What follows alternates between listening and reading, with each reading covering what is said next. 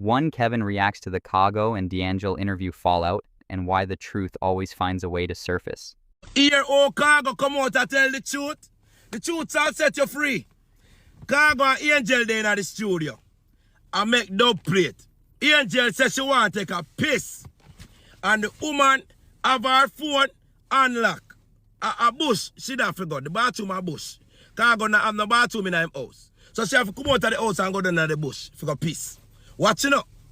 When she go in the bush, she go piss. Khago gonna run to her phone and see Jessica picture. Oh, him identify it, I don't know. But him see a whole heap of Jessica picture there in the phone.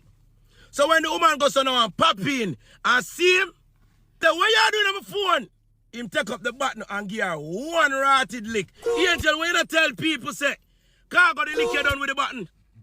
Why? Why you not tell nobody?